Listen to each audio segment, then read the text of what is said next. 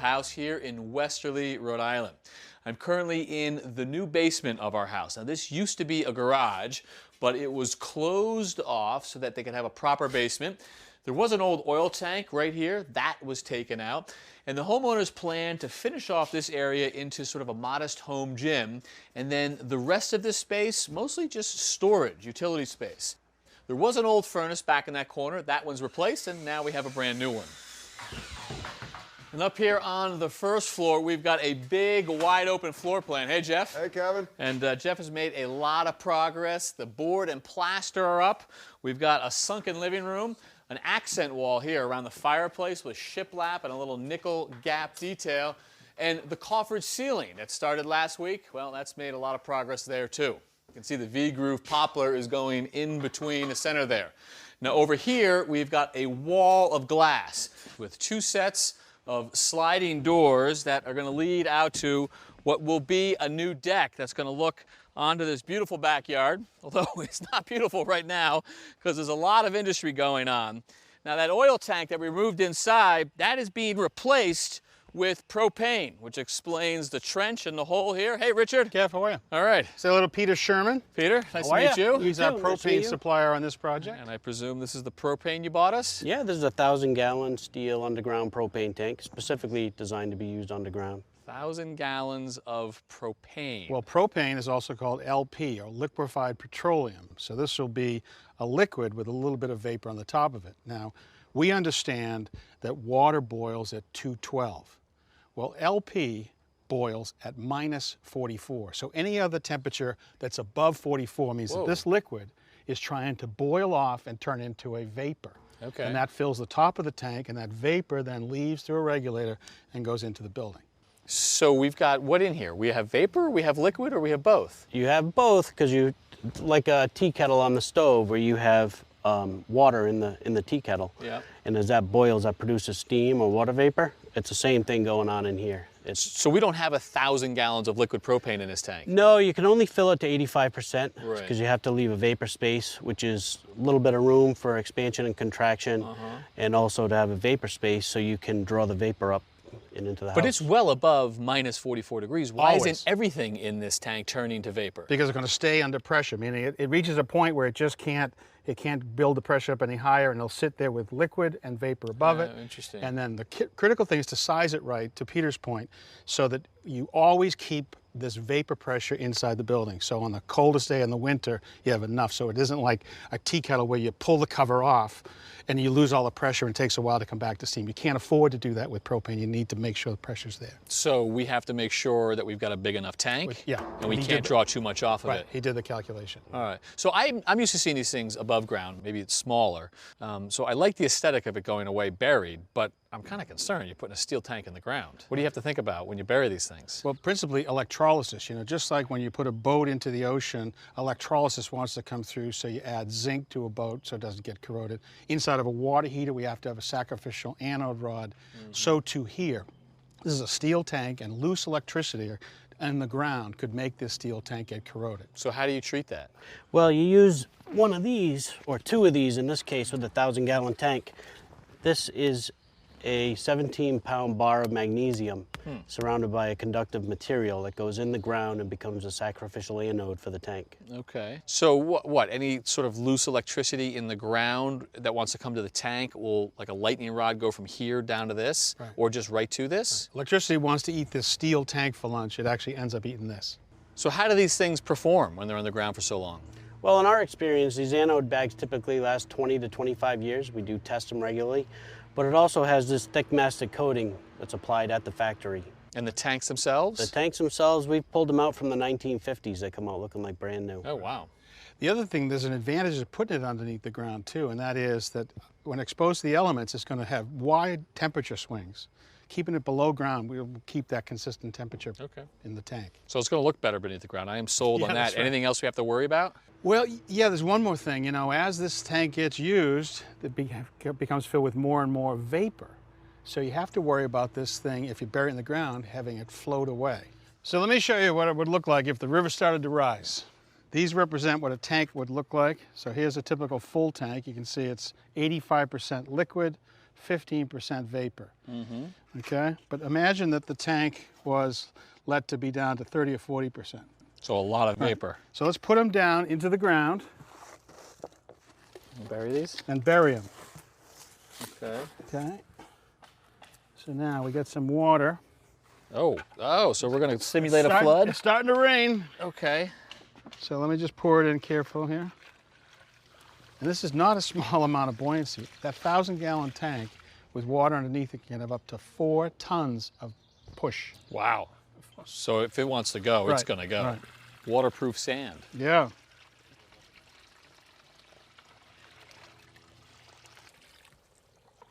I see the air bubbles, so it's starting to make its way through the sand. Oh, well, that would be a big problem if that was a 1,000-gallon tank. Right, and moving towards your neighbor's house. So Peter, what do you do to protect against that? Because at some point our tank's going to have a lot of vapor in it. Yeah, well, in a high water table area, you would pour a thick cement pad and anchor it down with coated cable like this. Ah, I see. And you have to do more than one, depending on how big the tank is, to offset that big buoyancy. We do not have a concrete pad in our pit because we are not in a high water table area. That's right. So this is not something we have to do. Even though we're close to the ocean, we're not near a high water table here. So we ready to install? We are.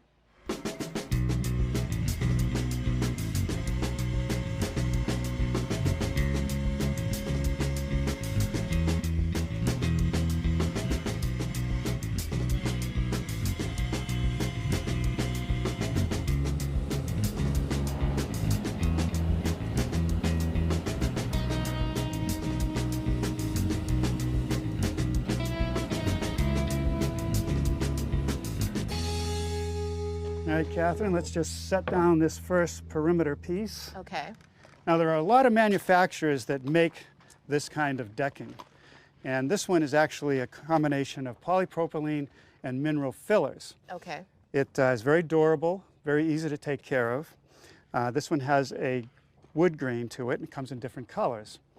Homeowners like this because it doesn't take any maintenance. They don't have to paint it. They don't really just can wash it down when it gets dirty. The installation is pretty much the same as wood, same Okay. tools, and basically the same techniques. Okay. Right?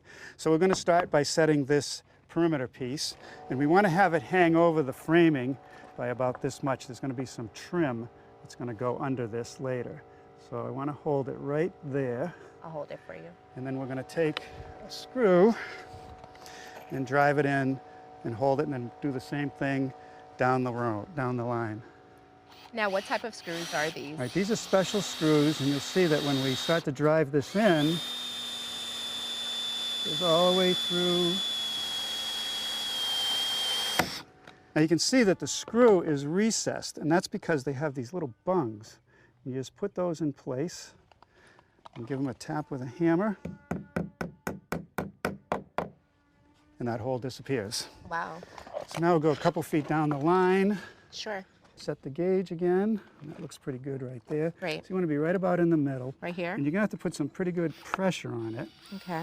All right, just be careful you hold it straight. Hold it straight as you can. And go straight. There you go. Now just keep the pressure on it.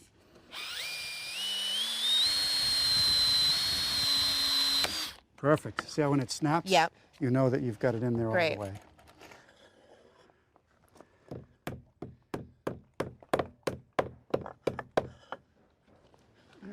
Okay, now we can put the front outer piece on. It's already been mitered. I'm going to make sure we pull that together and get it lined up. Perfect. And basically we're going to do the same thing. We're going to put one every couple feet down. All the way You down. can check with our gauge, and it's sticking over a little bit, but that's okay. We just as long as we keep it consistent as we go down the Okay. line. All right. So I'll start with this one. Let's see, right there.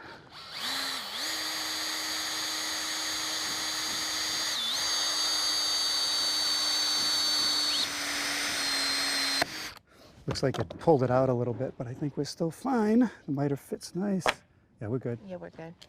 So I like how the bit lets you know when to stop. It, Right. it basically stops itself, That's so right. you're not going too far. That's so right. it's essentially foolproof. Right. Great. All right. I I noticed not only does it have the look of wood, but it also has the It texture has the as feel. well. Right, which is good because it makes it less slippery when it's wet. Definitely.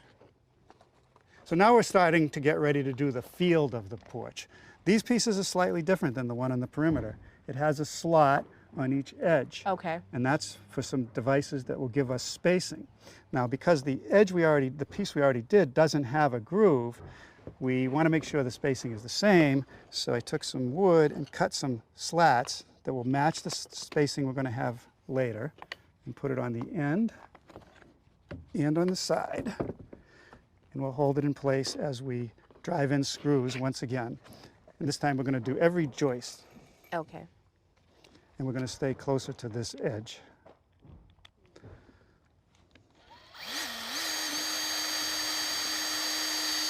How far from the edge do you recommend we go in? 3/4 of an inch to an inch. Okay.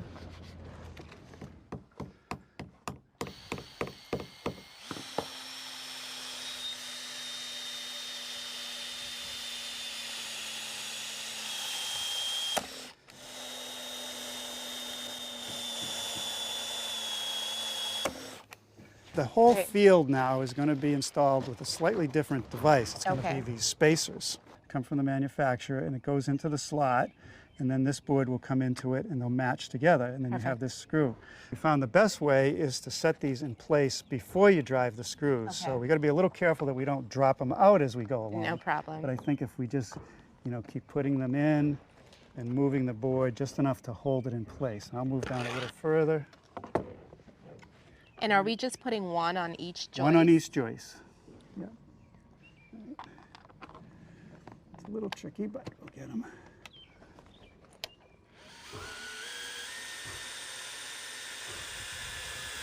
See, it brings them right down tight Yes, onto the it framing. does.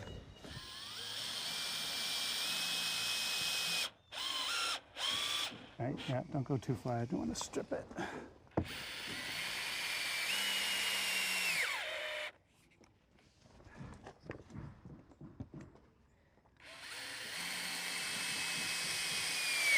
Nice, see how nice it pulls it down? Yeah, it does. Right.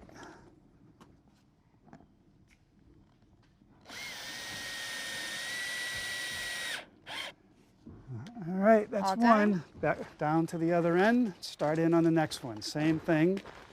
Put the spacer on the end. Spacer set. Get the clips ready to go, and repeat the process.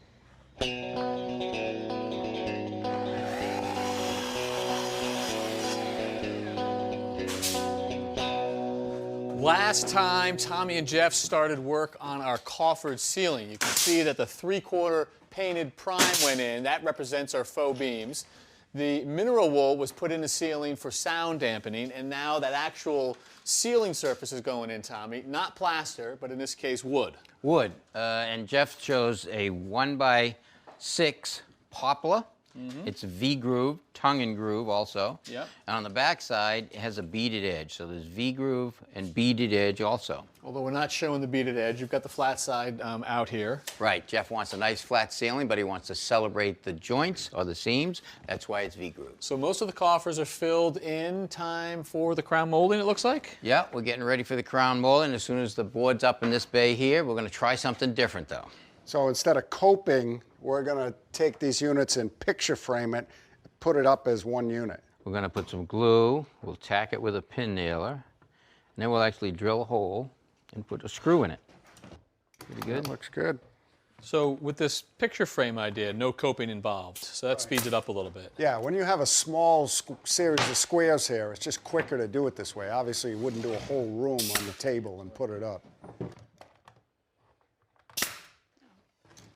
So now I'm gonna drill a hole, and hold that right where it goes, just like that, and put a screw in here, right through the back. Yep, a little more, good.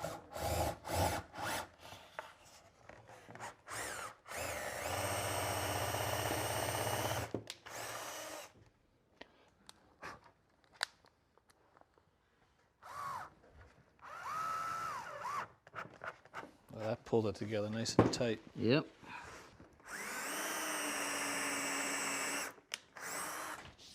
All right.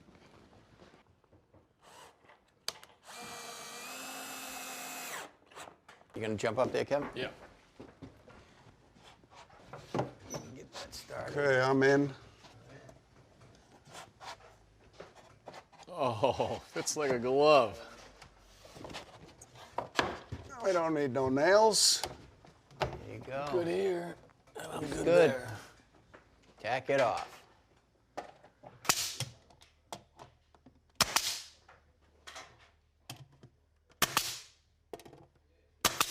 All right. That's a good look right there. And I think you saved about half the time by mitering it. Yeah, I think we'll do them all that way. Okay.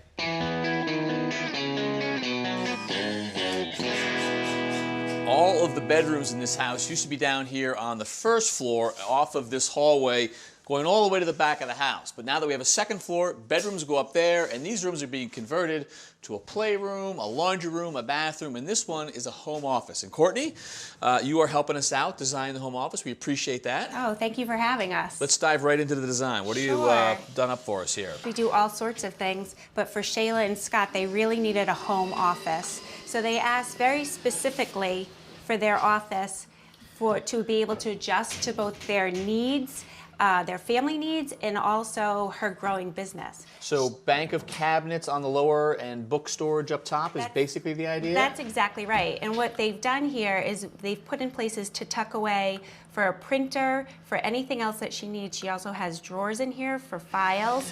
And then her kids will be using the space as well. So she needed a place for pens, pencils, and everything can be tucked away, which she didn't want to be able to see anything. I love the ability to sort of articulate the doors, drawers open and close. It's really great because it really allows the homeowner to be able to see exactly what will be going into their space. Okay, so design is nice, but let's talk about the materials. What are you guys building this out of? This is the material that they chose. So the way that this is made, it's a thermostructured surface. And what they do is they take the board and then they add layers. They attach the layers with a melamine resin with heat and with pressure. And what it really does is it makes it super durable, but it also gives it this great textured look. So let's have a look at the system here. How does this all work? So what Rachel did is she hung a rail. This system is unique because it's a system on top of a system, but what she did was she leveled the top rail, she put it into studs, and now what she's doing is she's hanging the partitions, which will hold the shelves and the top cap. So system on system, meaning an upper system and a lower system, That's right? exactly right. And so these are sitting perfectly on this lower base cabinet right there. So this has been leveled as well? This has been leveled, and that's Rachel took the time to do that. So this lower system actually was leveled from the floor first, and as you can see in that corner, that partition's actually sitting on the floor. Right, and then as you move along, I'm looking at feet. There are feet as well. So what she did was she started at the highest point and she hung the rail to make sure that it was level as well. And then she adjusts the feet as the floor changes. As you Gotcha. can see from one side to another, it's about 1.5 inches off. Our floors are not level. That's what happens in most homes. Yep, we are used to it, okay. And it's great. And then all that gets trimmed out. We won't be able to see any of that. Everything will have trim on it, so there'll be no gap seen anywhere. All right, you got a little bit more work ahead of you, but we thank you for the help. We'll come back and check on it when it's all done. Great, All thanks. right, thanks, Courtney. Thanks, Rachel. A few weeks ago, Jeff and I took down the old chimney. It was quite a chore, and it took us all day. But now the homeowners want a new chimney in a different location. Hey, Buck. How are you? Doing great. Gonna strap me in, nice. All set. All right. So, Buck, I know we have a gas-fired fireplace downstairs that's got to come through the roof. They usually come through with a metal pipe that everybody likes to hide. So what'd you do to prep here? What we did is built a box around it, put plywood on, and then put ice and water shield on to waterproof it, and then nailed on cement board, and then we're ready to go with the stone. So what we're going to use today is an architectural stone veneer. It's a simulated stone, lightweight, of course, easy to cut, and it goes on right. And I know there are a couple things you like about it too, Buck. Yeah, the color's very consistent, and the sizes are very consistent, so it allows you to install it very fast. All right, so Buck, this is not your regular mortar. It's not a type N, which we normally use with brick. It's not a type S, which we usually use with block. So what do we have here? It's a fiber reinforced thin set. All right, and the fiber makes it stronger, correct? Yes. I'll watch you on this side. Yeah. So you press it out, you let it ooze out. Yep. Maybe clean it off. Clean it off just a bit.